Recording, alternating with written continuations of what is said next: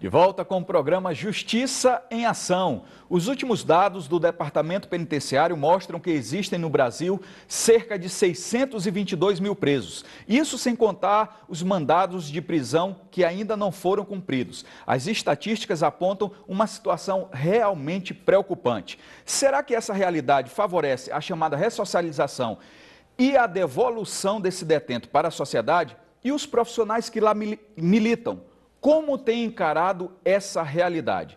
E para falar sobre o sistema carcerário do Maranhão, recebemos a doutora Carol Carvalho, presidente da Comissão de Política Criminal e Penitenciário da OAB Maranhão. Doutora Carol, prazer recebê-la aqui no nosso estúdio. Prazer é todo meu, Fidelis. Bom, é um tema polêmico, um tema que envolve muitas situações, né?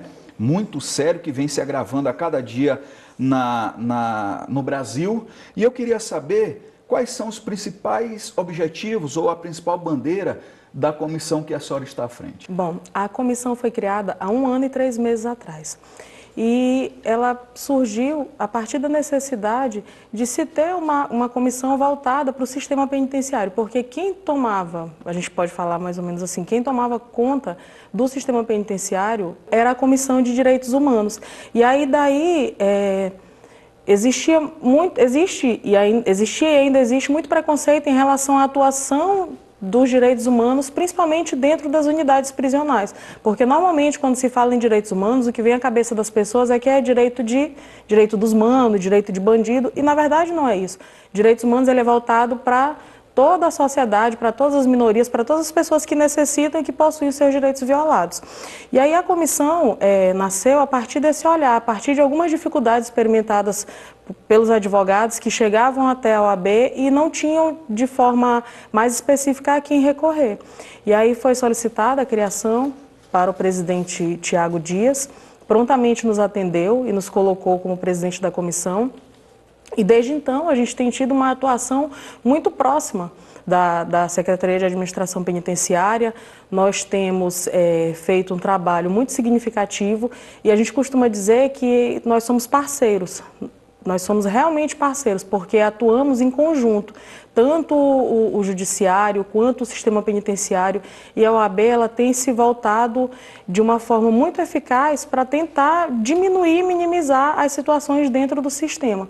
Uma das grandes conquistas, e aí eu falo voltado para o advogado, voltado para a nossa classe, uma das grandes conquistas foi a aquisição de um parlatório com 10 cabines, onde você conversa com o seu cliente de forma individualizada.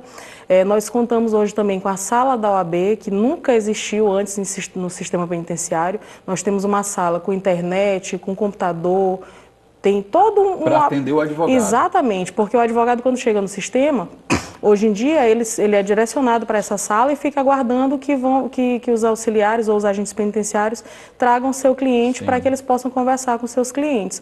E aí antes isso não acontecia, você falava de qualquer jeito, de qualquer forma e não tinha o direito que o nosso código... O nosso estatuto estabelece que é o de você falar reservadamente com o seu cliente. Hoje em dia nós contamos com isso. Então, foi uma grande conquista para o advogado, para que ele possa exercer sua função de uma forma mais específica, de uma forma mais direcionada e até de uma forma mais segura, tanto para ele quanto para o próprio cliente. E de acordo com o que a senhora tem observado, né, na lida ali do dia a dia, o que ainda pode melhorar, não só para o advogado, para o profissional que está ali, mas principalmente para o detento, que tenta se ressocializar, eu não gosto nem de usar essa palavra, mas de mudar e voltar de uma forma diferente para a sociedade? Fidelis, nós sabemos que a população carcerária, como você disse no começo, ela é muito grande, né? E não só no Brasil inteiro, aqui no Maranhão, nós tivemos no começo do ano algumas rebeliões no país inteiro, e aí trouxe de volta e com muita força essa questão da superlotação carcerária. E lá dentro realmente é difícil, da forma como se processa, é difícil haver essa tão sonhada ressocialização. Ela é possível de que forma? Ela é possível através do trabalho, através do estudo, através da leitura, que são situações que são regulamentadas pela Lei de Execuções Penais, e existe uma resolução a resolução não, um regulamento do CNJ, regulamento 44, salvo engano, 44 de 2013, que ele traz mais esse benefício para o interno, que é o de remir pela leitura, o de estudar para poder ter 12 horas estudadas, ele tem direito a um dia de remissão, e 3 dias trabalhados ele tem direito a um dia de remissão. Era justamente isso que eu queria também pontuar com a senhora, sobre a remissão, especificamente aqui em Pedrinhas, né? Uma conversa prévia, a senhora falou que aqui nós temos até uma fábrica, sim, né, dentro. Várias fábricas. Várias fábricas, e não só o benefício da remissão a cada 3 dias, um dia abonado, mas também tem uma parcela financeira que o detento leva. Sim, né? O governo do estado, ele tem investido bastante nessa área, ele tem investido muito na área dos presídios, e principalmente voltado para a questão da ressocialização. E aí, na maioria das unidades, eles contam com padarias, com fábrica de chinelo, fábrica de vassoura e a fábrica de blocos, de cimento. E, além disso, existe uma espécie de um cartão onde o interno que trabalha, ele recebe uma porcentagem, e essa porcentagem vai para uma poupança. Assim que ele termina a pena dele, ou cumpre a pena que ele precisa ficar lá dentro, ele, quando sair, ele tem aquele dinheirinho reservado para que ele possa recomeçar a vida dele de uma forma digna e decente. Olha, muito interessante, muito bacana. E saber que aqui no Maranhão nós temos essa possibilidade a mais. Bom, sistema carcerário se fala muito sobre a superlotação. Seria esse o principal problema? Sim, a superlotação eu acredito que seja o calcanhar de Aquiles de qualquer governo, seja a questão penitenciária e principalmente a questão da superlotação. Porque fica difícil de você viabilizar qualquer benefício num local onde dormem 10, 20, 15 pessoas, então é muito difícil. E qual seria, assim, na sua visão, que milita, está ali trabalhando e no dia a dia, a principal solução para toda essa situação? O que a senhora acha que deveria ser ajustado, mesmo que demore um tempo, mas que pudesse mudar um pouquinho essa realidade da superlotação no sistema carcerário?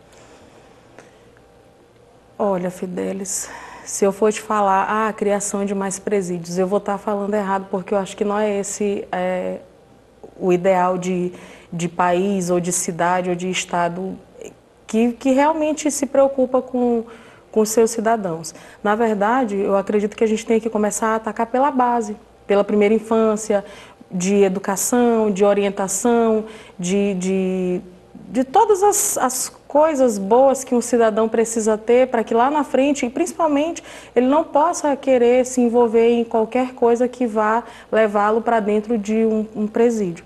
Então, eu acredito que isso seja uma das principais soluções. Outra solução é você se voltar para as medidas alternativas, que são diversas à prisão, que é o uso de tornozeleira, que é a prisão domiciliar, e não só o judiciário encarcerar ou levar para dentro de presídio, porque essa a gente sabe que não é a solução, tanto não é a solução que está aí dentro do país inteiro, o avanço das facções, várias rebeliões, mortes violentas. Pedrinhas hoje em dia, graças a Deus, e é um trabalho muito bem feito de pessoas que acreditam ainda no sistema penitenciário e acreditam no ser humano. Essa realidade tem mudado, deixou de ser o presídio mais violento do país, graças a Deus, e graças ao trabalho de homens e mulheres corajosos que saem de casa todos os dias para trabalhar dentro do sistema, porque não é fácil você estar ali de cara limpa e trabalhar dentro do sistema penitenciário, lidando com todo tipo de gente, porque lidar com o ser humano não é algo fácil. É algo extremamente difícil, e principalmente você lidar com pessoas que erraram. E aí existe a questão do pré-julgamento, do preconceito, e aí é preciso que realmente se invista em políticas públicas voltadas para que o indivíduo não vá lá para dentro. Doutora Carol, para finalizar, eu queria saber o que a senhora acha do trabalho da igreja, porque a gente percebe que, especificamente aqui em Pedrinhas, nós temos até uma igreja. A gente passa ali na BR, a gente identifica uma igreja azul ali na parte externa, e eu queria que a senhora falasse, na visão de quem convive praticamente quase diariamente com aquele pessoal, a importância da igreja para esse fundamental, Fidelis. A entrada da igreja, a presença de Deus dentro do sistema penitenciário é fundamental. Você precisa, enquanto ser humano, você precisa ter o seu olhar voltado para algo divino, porque isso lhe acende a esperança, isso lhe acende o amor, isso lhe acende a vontade de mudança, a vontade de melhoria, e a presença da igreja dentro do sistema é fundamental. Eu acredito que seja um dos pilares fundamentais, e é um vínculo muito forte que o interno que está lá dentro, ele possui com a sociedade. Não só a questão da igreja, da busca por Deus, da essência de Deus, mas a família também. É um vínculo muito forte, principalmente com a mãe. Então, a comissão, por exemplo, ela se preocupa muito com isso. A SEAP possui um núcleo voltado para a assistência religiosa, e no Dia das Mães, eu vou falar porque foi o último evento que nós fizemos lá dentro, no Dia das Mães nós fizemos uma ação social, junto com a Igreja Quadrangular do Monte Castelo, e no Presídio Feminino, que foi um evento voltado para o Dia das Mães. E aí a igreja se comprometeu e levou café da manhã, levou brinde, levou principalmente a palavra de Deus. Então, assim, quem pôde participar da comissão, e eu sempre digo para os meus meninos, que eu chamo as pessoas que participam de uma forma muito carinhosa, porque além de você precisar ter coragem, você tem que gostar. Você tem que gostar do ser humano, você tem que gostar de se doar. E aí eu sempre falo que para quem participa da comissão é algo enriquecedor, porque você começa a mudar seu olhar de mundo, você começa a mudar seu olhar para o próprio ser humano, para o outro. Então eu faço muita questão de fazer essas ações dentro do sistema penitenciário. A gente faz visita, a gente recebe algumas denúncias e a gente vai verificar em loco o que está acontecendo. Eu faço questão que todo mundo participe para que entenda que aquela é uma realidade totalmente diferente da nossa e que a gente pode, de alguma forma, se doar um pouco e fazer a diferença. Então, no Dia das Mães, foi tudo muito bonito, foi muito emocionante para quem participou e muito enriquecedor no sentido de que realmente a presença da igreja ela é muito importante para esse processo de reingresso daquela pessoa que cometeu algum erro. Volte para a sociedade. Existe uma frase que eu gosto muito de dizer e que em algumas unidades ela consta nas paredes, que é do Osho, salvo engano, que todo homem é maior do que seu erro. E realmente eu acho que o nosso papel não é o de julgar. Julgado, ele já foi julgado, quem cometeu um delito já foi julgado pela justiça. Eu acho que o nosso papel é de tentar realmente minimizar os impactos daquela situação na vida daquela pessoa e fazer com que as coisas possam ser diferentes, porque eu acredito que elas podem ser diferentes. E aí elas vão ser diferentes a partir de quê? A partir do olhar do advogado, a partir do olhar do servidor, a partir do olhar do agente penitenciário, a partir do olhar do auxiliar penitenciário, que vai fazer a chamada humanização, atendimento humanizado e realmente voltado para que aquele ser humano entenda que ele errou, mas que ele vai voltar. Não existe pena de morte no nosso país. Então ele vai voltar para a sociedade. De que forma que eu quero que ele volte? O que eu posso fazer para que ele volte diferente? Então, daí o papel da igreja seja fundamental nesse processo de ressocialização e humanização.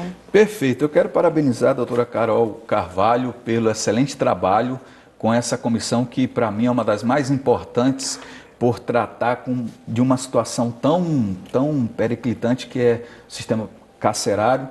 Parabéns, doutora. Obrigada, e Justiciação está sempre de portas. E quando tiver iniciativas como essa, do Dia das Mães, convide a gente que a gente vai, viu? Pode deixar que a gente convida sim. Obrigada pelo convite. Nada, eu que agradeço. Vou de intervalo, na volta tem doutor Diego Sá tirando as dúvidas do telespectador no quadro Justiça e Trabalho. Daqui a pouquinho voltamos.